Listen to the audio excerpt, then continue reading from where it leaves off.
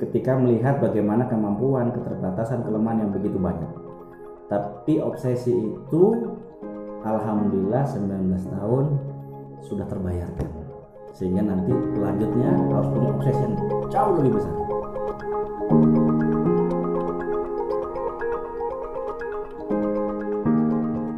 Assalamualaikum warahmatullahi wabarakatuh. Sobat BMH TV, selamat datang di acara Bincang Mulia bersama saya Firjun Zelani. Acara ini dengan bangga dipersembahkan oleh BMH TV, saluran cerdas menggerakkan. Baik, kali ini saya tentunya tidak sendiri, Sobat BMH TV. Kita mengundang narasumber yang luar biasa yang akan kita kulik, kita gali inspirasi dan motivasi dari beliau, serta yang kita nilai beliau telah sukses menjalani kehidupannya dan tentunya banyak menginspirasi banyak orang. Baik, kita sapa langsung sobat saya, mentor saya, Bro Marwan Mujahidin. Assalamualaikum warahmatullahi wabarakatuh. Waalaikumsalam. Apa kabarnya Bro hari ini? Alhamdulillah sehat walafiat dan selalu bahagia. Alhamdulillah. One important thing that in my top mind, bahwa sekitar tahun 2010 pertama kali saya bawa CV lamaran pekerjaan ke BMH. Dan kemudian yang menginterview itu Bro Marwan gitu, menanya-nanya saya sudah menikah belum. Waktu itu saya masih single. Nah, hari ini Masih ingat aja ya? betul. Hari ini saya akan balas itu, saya yang interview ya. Insyaallah. Siap. Beliau adalah CEO Baitul Mal Hidayatullah, merupakan lembaga amil zakat nasional di Indonesia sejak tahun 2017 hingga 2020 kemarin. Banyak sekali karya prestasi yang beliau torehkan. Nah, kita akan kulik lebih dalam lagi, sobat BMH. Baik, Bro, sekarang kegiatannya apa nih? Kegiatan alhamdulillah saat ini masih sama ya, kesibukan juga masih sama dan harus sibuk, karena sibuk itu menandakan kita produktif, insyaallah. Diamanahi di Ormas Hidayatullah, sekaligus juga ada pendampingan dan ada konsultan di beberapa lembaga lah begitu, sambil ngurus usaha kecil-kecilan. Amazing banget ya. Jadi bagi seorang pejuang itu tidak ada kata muda, tua, pensiun ataupun lelah, betul gitu ya. Pokoknya harus sibuk supaya produktif. Produktif, luar biasa. Kata kunci yang luar biasa. Terus kita di sini ingin menggali pengalaman-pengalaman selama mengawali gerakan zakat di Indonesia maupun di Baitul Mal Hidayatullah. Tentunya bagaimana pengalaman ketika mendirikan Baitul Mal Hidayatullah di ibu kota Indonesia ini? Wah, masya Allah ya. Yang pertama saya harus berdoa mudah-mudahan ini tidak riya, Betul. baginya pada tahun nikmat, sehingga saya masih mendapatkan pahala di surga insyaallah. Insyaallah. Nah, jadi ini bagian daripada sharing saja kepada sahabat-sahabat BMH TV. Betul. Bahwa mengawali BMH karena memang lebih kepada penugasan awalnya. Karena di Hidayatullah itu setelah lulus SMA itu diberikan tantangan. Ya, jadi itu menjadi kultur. Ya, kita setelah lulus diberikan tantangan untuk mengambil amanah yang sudah diberikan. Dan kebenarannya, bukan kebetulan mas ya, kebenarannya saya ditugaskan untuk mengawali Baitul Mal tahun 2000. Nyaris 19 tahun saya berada di pelaksana ya, 19 tahun, dan semua menyenangkan, semua memberikan spirit penguatan kepada diri saya untuk bisa menghadapi segala tantangan yang ada. Dan kultur Hidayatullah mendirikan apapun itu dimulai dari modal 0,0. Nah itu ya, 0,0. Apapun ketika lembaga itu didirikan, termasuk Baitul Mal Hidayatullah. Alhamdulillah saya bersama 9 orang, dan saya bersyukur kepada Allah Subhanahu wa taala dipilih dan diberikan kesempatan untuk masuk dalam gerakan kebaikan. Sehingga semua sangat terasa kebaikan tersebut. Ketika mengawali itu dengan 9 orang, dengan apa adanya, nggak punya pengalaman sama sekali, tapi kita punya satu obsesi. Ya, mungkin obsesi saat itu terlalu ketinggian, mungkin. ketika melihat bagaimana kemampuan, keterbatasan, kelemahan yang begitu banyak. Tapi obsesi itu alhamdulillah 19 tahun sudah terbayarkan. Sehingga nanti selanjutnya harus punya obsesi yang jauh lebih besar. Jauh lebih besar. Harus jauh lebih besar. Betul. Dulu waktu mendrive BMH itu di usia berapa ya? 23 tahun. 23 tahun. Masya Allah, masih sangat muda sekali tapi sangat visioner ya, sudah menggambarkan 19 tahun perjalanan BMH, luar biasa. Nah, apa yang paling berkesan waktu itu ketika awal-awal mulai mendrive BMH tadi? Mungkin tempatnya atau apa? Sejarahnya masih ada, sudah berubah ya, tapi masih ada karena berawal dari kantor Cipinang ya. Sisi kesannya bahwa buah dari kesabaran itu adalah kenikmatan. Buah dari kesabaran itu kenikmatan. Itu kesan yang saya rasakan ketika mengawali. Nah, itu sudah nggak bisa dibahasakan lagi, bro. Nah, itu sangat melotot sekali berarti ya. Sobat BMH ini makin seru ya. Kayaknya perlu kita kulit ini. Kira-kira apa yang sangat lucu nih waktu pas awal-awal kan masih 0,00 gitu ya, dari 0, terus kemudian buah dari kesabaran tadi kan, mungkin banyak sekali kisah-kisah yang menginspirasi buat teman-teman sobat muda BMH TV dalam menjaga komitmen kita untuk berkarya apa gitu. Jadi ketika kita punya obsesi, dan apalagi kayak antum masih muda sekali nih ya, harus punya obsesi, harus punya idealis yang besar. Baik. Terkait cita-cita. Kalau tidak ada, sesungguhnya dia sudah tua, bro. Ya. Tua dalam perspektif semangatnya ya. Iya, betul. Iya, hanya fisiknya saja yang muda. Karena tua muda itu kan fitrah sebenarnya, kan begitu. Dan saya juga merasa jauh lebih muda daripada antum ini. Ya, semangat ya. Kalau saya lari balapan ya saya pasti kalah lah ya. Tapi kalau semangatnya bicara obsesi ya. Sehingga kalau orang sudah punya obsesi besar, maka segala tantangan, kendala apapun, walaupun kemudian ketidakpunyaan itu menjadi punya karena punya obsesi. Obsesi itu punya energi besar, sehingga tantangan apapun itu bukan sebuah hal yang harus dihindari, tapi harus dilewati. Apapun yang dihadapi bukan masalah, tapi itu adalah peluang gitu. Kalau kemudian kacamatannya adalah sisi obsesi, dan obsesi itu dibingkai dengan kebaikan, dengan niat yang dimurnikan, insya Allah itu adalah kebaikan. Oke. Begitu. Menarik sekali. Ibarat lomba lari tadi yang kita kiaskan, BMH ini dalam perjalanannya bukan lomba sprint tapi maraton, karena the show must go on. Harus terus kita mengkampanyekan zakat, mengelola zakat. Nah, yang bro lihat dalam perspektif 5 tahun ke depan, apa sih tantangan BMH ke depan?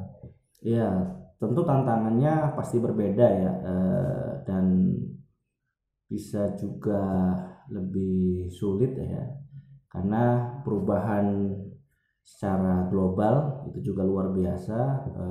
Adanya digitalisasi yang sudah semakin masif, kemudian efek dari pandemik yang masih belum berakhir, ini merubah karakter, merubah tatanan masyarakat sebagainya, sehingga anak muda, ciri anak muda nih Mas Bro adalah tidak pernah kehilangan ide dan gagasan. Tidak pernah kehilangan ide dan gagasan. Ya, ketika dia hilang ide, gagasan, kreativitas, sesungguhnya dia adalah ciri-ciri orang tua lagi. Balik lagi kepada orang tua. Sehingga ketika tantangan 5 tahun yang akan datang seperti apa BMH, saya optimis BMH akan kemudian bisa melejit dan bisa expand lebih jauh. Bahkan kemudian bayangan kita melihat realitas yang ada, kita bisa sampai go internasional. 5 tahun ke depan insya Allah, bismillah insya Allah. Itu visi yang luar biasa sekali ya. 5 tahun ke depan kita harus go internasional. Ya, karena itu bagian daripada visi kita sebagai Khalifatullah rahmatan lil alamin. Jadi tidak menjangkau di Indonesia, tapi kita menjangkau di seluruh dunia. Masya Allah, segar sekali ya. Harapan doa yang membersamai kita tentunya insya Allah. Nah, bicara tentang perjuangan dalam pergerakan zakat di Indonesia, antum kan masuk dalam CEO clubs para CEO terutama di dunia zakat. Ya. Nah, dalam tantangan yang pernah dialami waktu itu sebagai pemimpin gerakan zakat di Indonesia itu apa saja sih? Ya, pertama saya bicara tantangan di Baitul Mahdiyatullah ya, dalam skup yang kecil dalam gerakan zakat Indonesia ini, bahwa saya merasakan, walaupun ini mungkin subjektivitas Mas Bro, mengelola las berbasis ormas ini tantangannya jauh lebih maknos ya dibanding dengan bukan ormas, karena selain kemudian dia ada tantangan di internal lembaganya, juga kemudian tantangan berada di struktur keormasan. Nah itu ada gap senior junior kultur sebagainya, tapi lagi-lagi itu menjadi sebuah hal yang asik gitu ya, sehingga memompa pengalaman kita, intuisi leadership kita, komunikasi kita sebagainya, sehingga kita menjadi jauh lebih matang, jauh lebih dewasa. Nah ketika melihat gerakan zakat Indonesia, prosesnya cukup panjang ya sampai saat ini, alhamdulillah sudah ada undang-undang nomor 23 tahun 2011, ini sebuah karunia, tinggal kita memanfaatkan seperti apa dan bagaimana ya. Nah memang si tantangannya adalah bagaimana antar las ini bisa melakukan kolaborasi, dan kalau kemudian di era ini tidak melakukan kolaborasi, maka dia akan hilang, akan punah. Walaupun kolaborasi itu tidak semudah yang saya ucapkan. Baik. Ya, karena perbedaan sisi karakter, bicara program sebagainya itu masya Allah. Nah, tapi alhamdulillah dengan keberadaan forum zakat khususnya ya di gerakan zakat, dan ada poros. Kebetulan saya diberikan kesempatan untuk menginisiasi gerakan poros las berbasis ormas sebagainya. Nah, ini sudah luar biasa. Jadi mudah-mudahan gerakan zakat di Indonesia ke depan lebih baik dan bisa menjadi benchmark pengelolaan zakat untuk dunia. Masya Allah, baik. Nah, ini seru bicara tentang potret besar pergerakan zakat di Indonesia. Saya sangat mengenal betul nih, Bro Marwan Mujahid ini sering belusukan ke pelosok Nusantara, mulai dari belantara hutan di Sumatera, di suku Mualaf Baduy, ke Senduro ya, ada Senduro, bermalam-malam di tempat yang tidak ada listriknya, kemudian dingin sekali gitu kan. Ini magister dari kampus Biru Trisakti. Kenapa sih harus mengeluarkan effort capek-capek harus ke daerah, ke Papua, kemana-mana? Apa bro motivasinya? Ya, karena secara prinsip ketika bicara Baitul Mal, lembaga zakat harus kembali kepada filosofi dan sejarahnya Baitul Mal di zaman Rasul, gitu, supaya kemudian bingkai kita tidak melenceng. Nah, bagaimana kemudian satu cerita kisah yang insya Allah Mas Bro Firjun dan yang lainnya, sahabat-sahabat Bima TV juga sudah membaca bagaimana ketika Khalifah Umar harus membawa gandum dan mengantarkan sendiri. Artinya lembaga zakat ini yang harus mendatangi iya, para mustahik, mencari. Tidak kemudian perspektifnya dia duduk dan para mustahik yang datang. Prinsip sesungguhnya di situ. Nah, yang kedua, dalam data statistik menunjukkan bahwa pedesaan itu angka kemiskinan jauh lebih tinggi. Nah, yang ketiga, gerakan dakwah Hidayatullah memang lebih banyak kepada sepedalaman. Ya, nah sehingga kemudian kita coba masuk ke sana. Kita merasakan denyut nadi seperti apa. Bagaimana sih rasanya hidup 2 pekan tidak ada sinyal, tidak listrik. Oh begini rasanya. Ya, nah terus ketika kita melihat seperti itu, apa solusi kita yang telah diamanahkan umat untuk bisa memberdayakan mereka dalam konteks yang lebih luas ya, seperti apa? Kita harus merasakan gitu. Jangan sampai berpikiran CEO datang terus kemudian harus menginap di hotel sebagainya. Nggak begitu. Kalau perspektif saya tidak begitu. Oke. Ya kita datang, mereka sini ya kita sampai kemudian tidur di atas langit sebagainya itu menjadi hal yang biasa. Tidak lihat CEO sebagainya. Dan itu yang sangat asik bagi saya khususnya, dan akhirnya menumbuhkan satu kata, bersyukur kepada Allah Subhanahu wa taala. Karena keikhlasan sehingga bersyukur itu akan ditambah nikmat oleh Allah. Amin insyaallah. Jadi sangat selaras dengan tagline BMH, kebaikan tanpa batas. Siapapun dan dimanapun bisa berbagi kebaikan. Sehingga apa yang ditorehkan telah diaktualisasikan oleh Bro Marwan waktu mengenah kode BMH itu sudah sangat berjalan sesuai dengan sunatullahnya. Langsung menjemput, langsung ke lapangan, ke pelosok Nusantara, yang bahkan saya sendiri belum ke Papua ya. Sudah pernah kena malaria di sana, Bro? Oh, alhamdulillah. Atau nyamuknya sudah mahkum nih? Ini pejuang ini, jangan digigit. Insya Allah masih dijaga oleh Allah dari malaria. Masya Allah, ini luar biasa sekali jam terbang beliau. Kita coba gali lebih dalam lagi terkait dengan momen di awal-awal pandemi. Waktu itu Bro Marwan saya sangat paham sekali menahkodai BMH di tengah pandemi yang berkecamuk di seluruh dunia. Tentunya ada semacam downgrade atau pengalaman-pengalaman. Bisa diceritakan? Seperti yang saya sampaikan di awal bahwa ruang kebaikan itu tidak pernah tertutup. Ya, termasuk ketika kita diuji dengan musibah. Bahkan ruang kebaikan semakin terbuka. Tentu kita juga melakukan penyesuaian ya, dalam konteks kita bekerja harus ada prokes dan sebagainya, termasuk ketika melakukan pendayagunaan, pendistribusian, itu lebih kepada penyesuaian kita saja. Tapi dalam konteks bekerja memberikan edukasi kepada masyarakat, alhamdulillah sebelum pandemik kita sudah mengambil langkah strategis, adanya remote working ya saat itu. Kemudian sebelum pandemi kawan-kawan sudah terbiasa dengan bekerja tidak berkantor. Dalam konteks melakukan edukasi, sosialisasi kepada publik ya. Dalam konteks ini adalah bicara fundraising.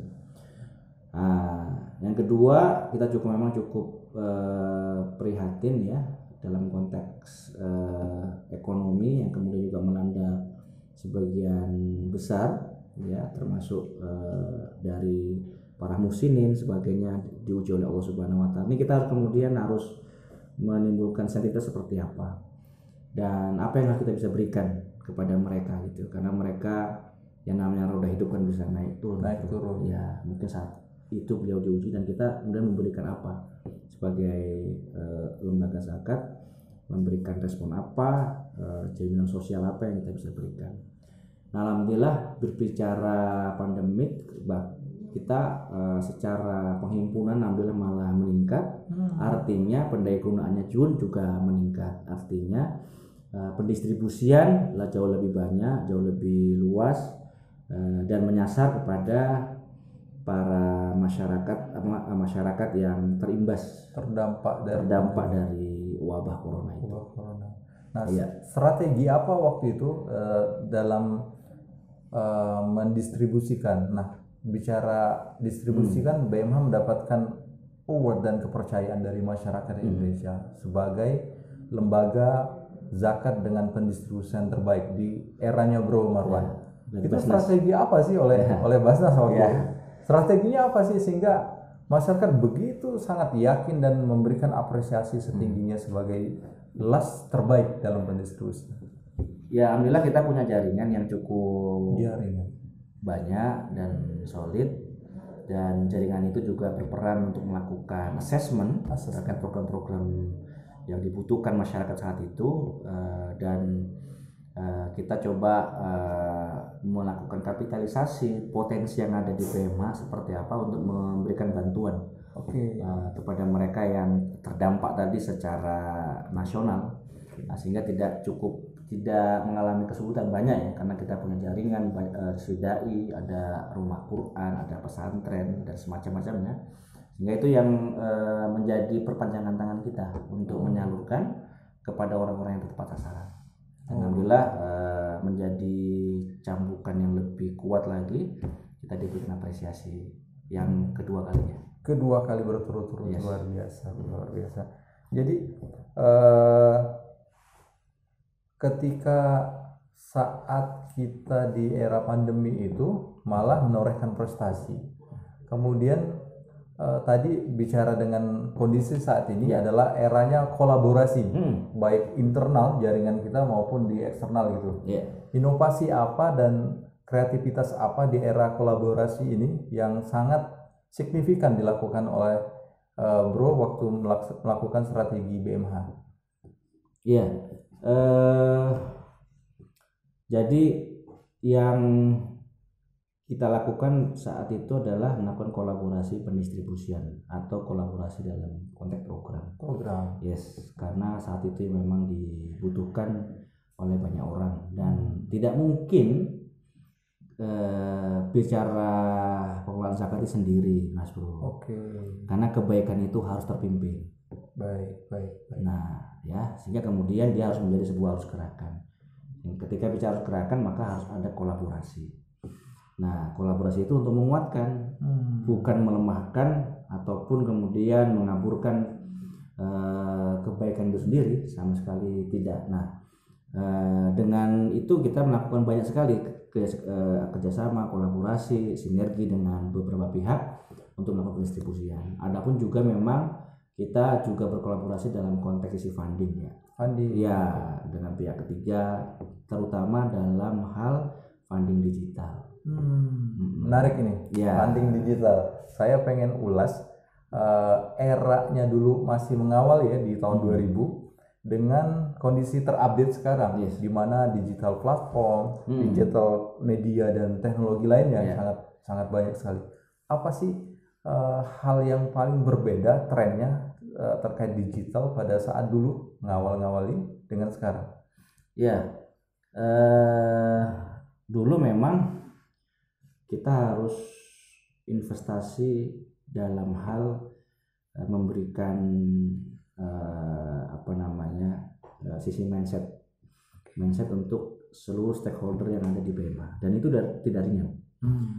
Dan yang kita lakukan itu tidak menghilangkan dari apa yang kita lakukan. Bahasa gampangnya hal-hal yang berbau konvensional ya. Itu tetap kita lakukan, karena berbicara digital tanpa konvensional, tanpa offline bahasanya, itu tidak sekuat kalau kemudian ada kolaborasi off dan on. Combine. Ini sebuah kekuatan yang luar biasa dan kita punya itu. Nah, tinggal kemudian sisi offline ininya itu dikuatkan dengan membangun ekosistem aset digital sebagainya. Nah, ini PR bagi generasi BMA mungkin 5-10 tahun yang akan datang, lebih memfokuskan ke situ tanpa mengaburkan yang sudah ada dalam bentuk sisi offline, karena itu memberikan penguatan terhadap gerakan yang dibangun secara online. Begitu ya? Iya. Betul. Melek teknologi juga ya ternyata. Alhamdulillah. Nggak minat bikin startup atau unicorn gitu. Tinggal tunggu tanggal mainnya. Sedang kita garap sebentar. Baik. Nah, pertanyaan selanjutnya dari teman-teman kita ini kan semua pengen peningkatan, semua punya dream. Tapi tidak semua orang bisa menggapai itu. Dalam kata lain, tidak semua orang bisa menjadi CEO. Karena orang-orang pilihan ya tentu ya, Bro. Nah, menurut Bro, apa kata kuncinya untuk menjadi CEO mindset seorang CEO? Sebelumnya saya menyampaikan apapun posisi dan jabatannya sama-sama berat pertanggungjawabannya di hadapan Tuhan. Dan kultur Hidayatullah, bicara jabatan itu bukan hal yang dikejar, tapi itu menjadi amanah yang kalau bisa menghindar. Tapi di Hidayatullah juga kulturnya, kalau diberikan amanah tidak boleh mundur. Nah,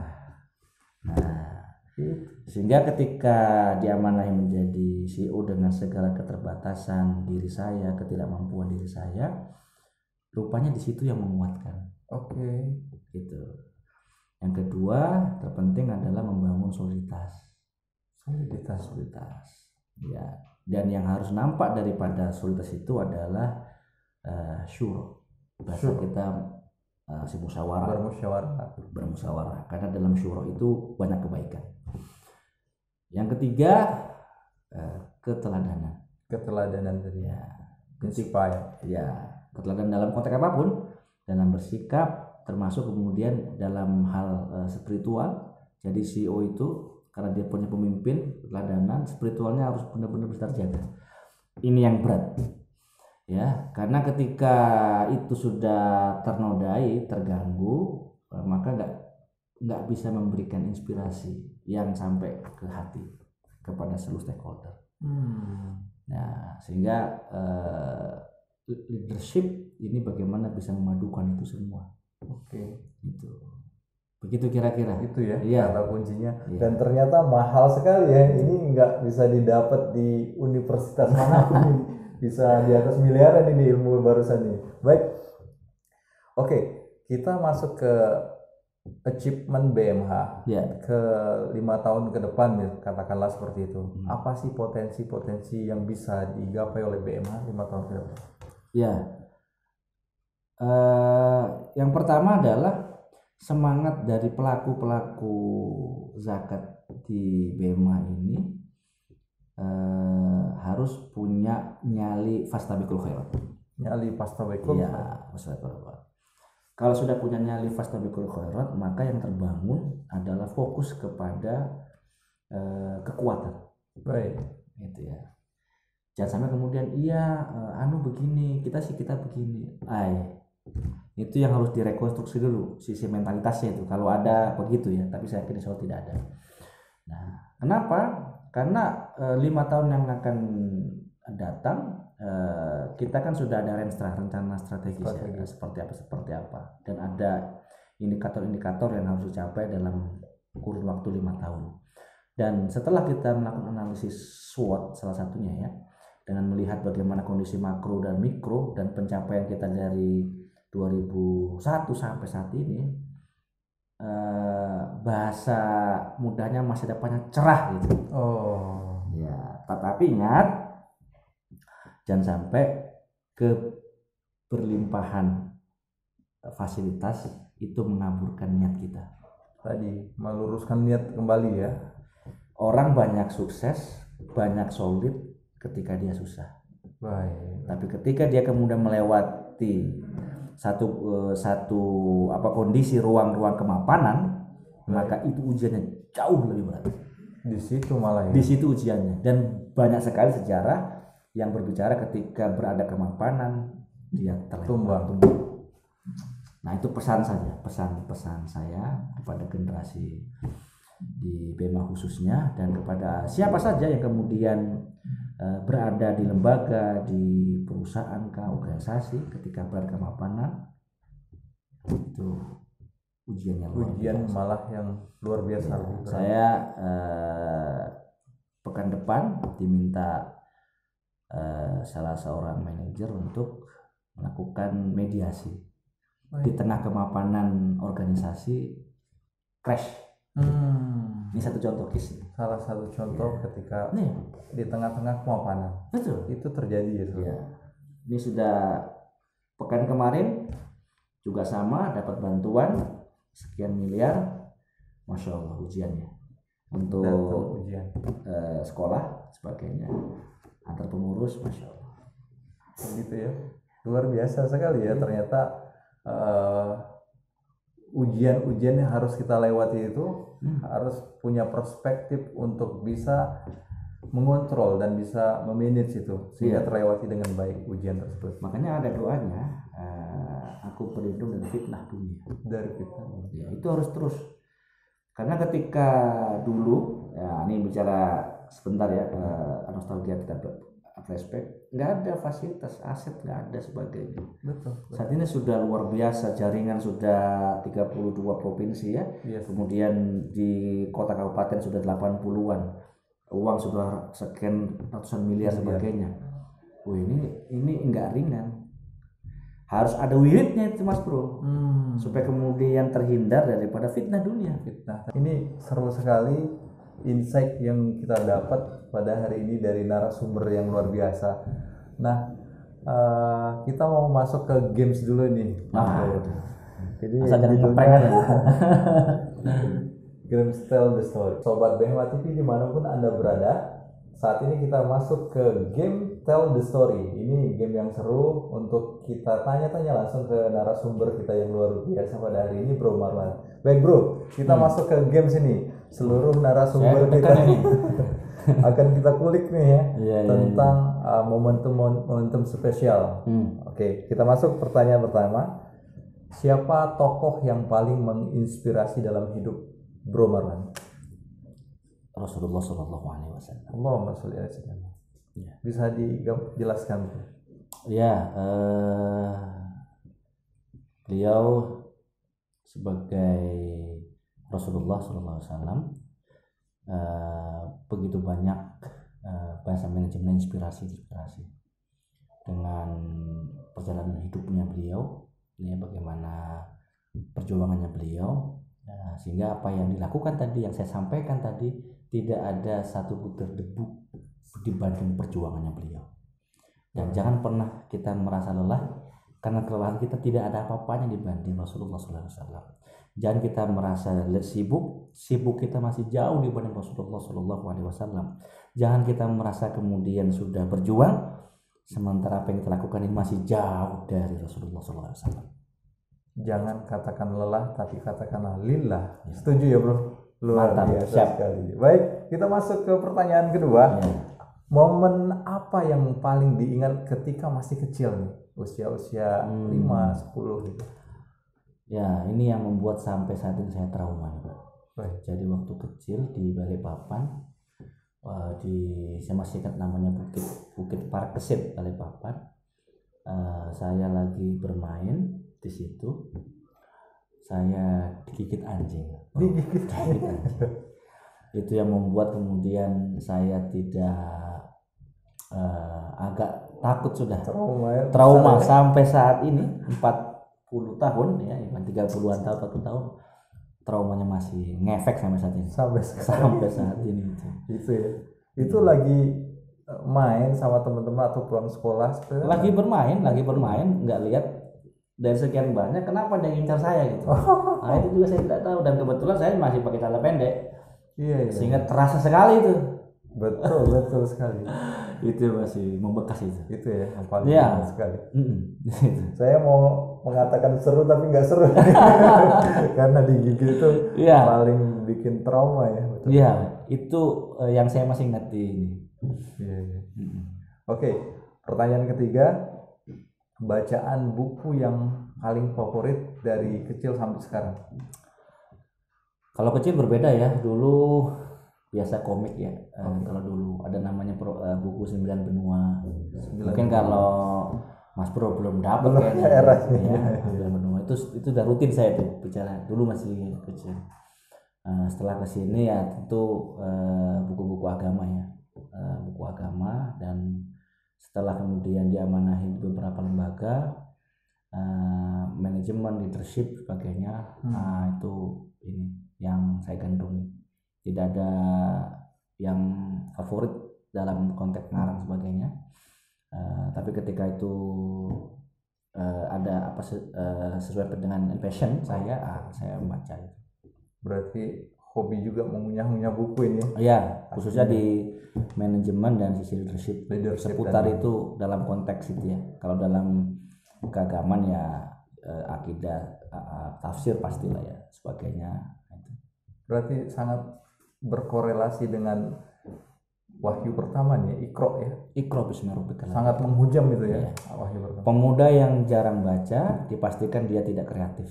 Oke, itu ya kata kuncinya. Iya.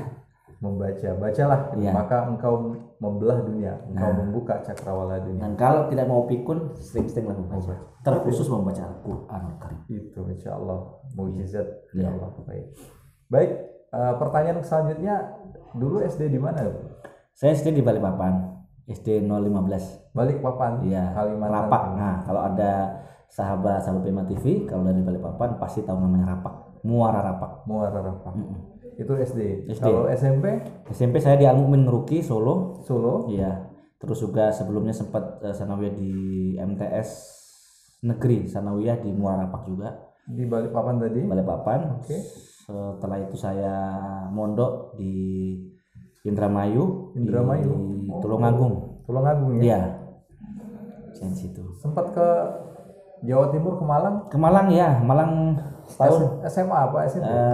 Enggak, lebih kepada non formal. Non Ya? Formal. Baik. SMA di SMA baru di Balikpapan kembali di Hidayatullah. Gunung Tembak, betul. S1-nya bro? S1 saya dulu di STIM, Sekolah Tinggi Ilmu Manajemen Hidayatullah. Manajemen. Ya, terus pindah di Sekolah Tinggi Ilmu Ekonomi Jakarta, itu yang di Subroto. Dan magisternya ngambil di Trisakti.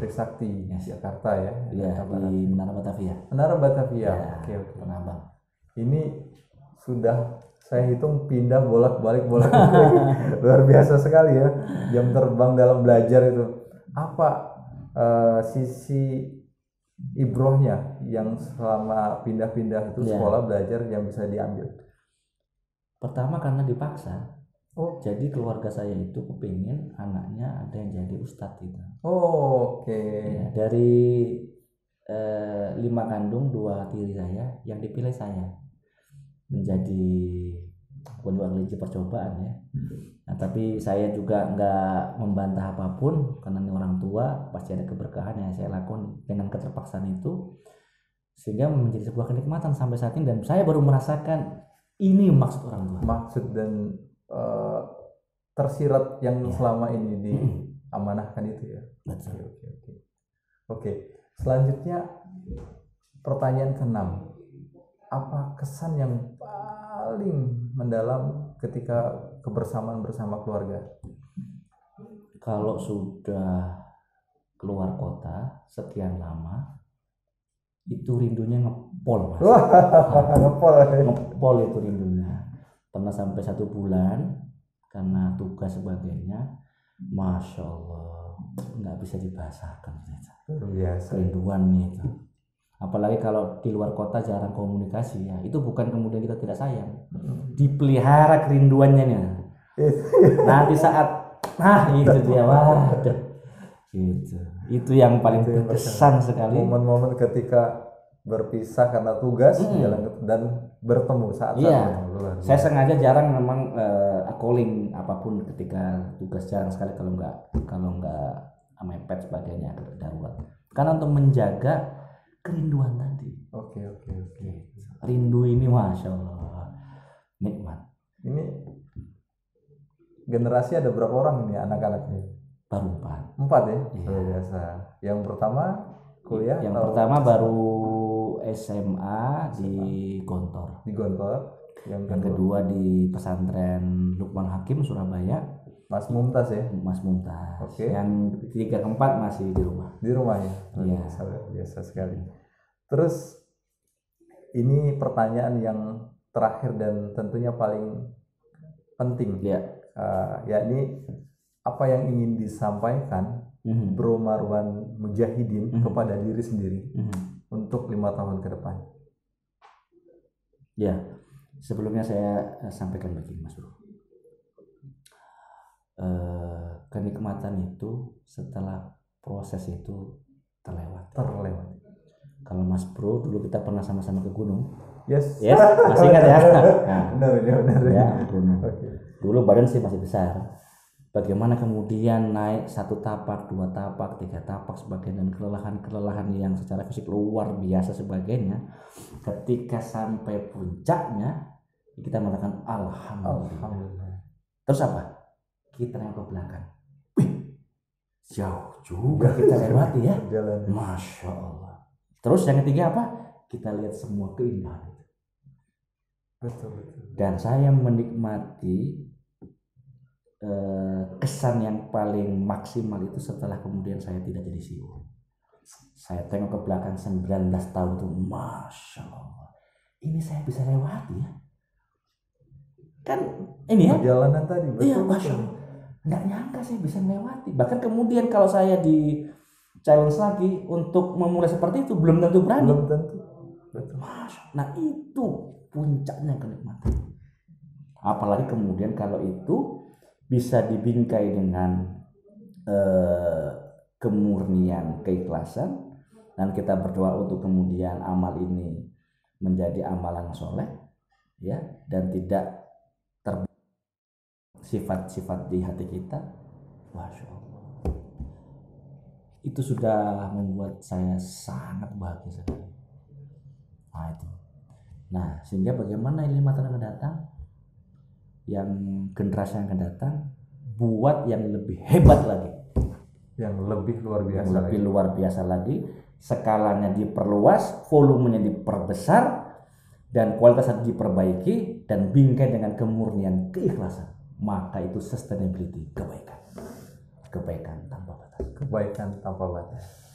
By the way, kapan kita naik gunung lagi? Saya tunggu undangan insyaallah. Ternyata kita punya hobi yang sama, nge-trek, naik gunung, hobi futsal juga ya bro. Yes. Beliau ini adalah coachnya kita di BMH, banyak sekali piala prestasi, insya Allah, torehan-torehan dan karya beliau. Baik, sebagai closing statement hari ini, tentunya kita minta beliau untuk bisa menginspirasi, menguatkan seluruh sobat BMH TV dimanapun Anda berada, terutama dalam meraih keberkahan bulan Ramadan. Silakan dulu. Ya. Ruang kebaikan senantiasa terbuka. Jangan pernah berhenti melakukan kebaikan. Ikat diri kita dengan kesibukan, dengan produktivitas, dan nanti Allah akan lepaskan itu di yaumil akhir dengan kenikmatan di surga insyaallah. Masya Allah. Baik, amazing, luar biasa sekali sobat BMH TV. Ternyata yang kita dapat hari ini sangat luar biasa dan seru banget. Insya Allah menginspirasi kita untuk senantiasa terus membangun karya untuk negeri yang kita cintai ini dengan keikhlasan dan rasa syukur kepada Allah Subhanahu wa taala. Amin. Baik, sobat BMH TV, jangan lupa untuk terus mengikuti channel-channel program dari BMH TV, saluran cerdas menggerakkan. Ingat, like, comment, and subscribe, share. Akhir kata, saya Firjun Zailani dan sobat saya Bro Marwan Mujahidin pamit dan undur diri. Terima kasih banyak. Wassalamualaikum warahmatullahi wabarakatuh.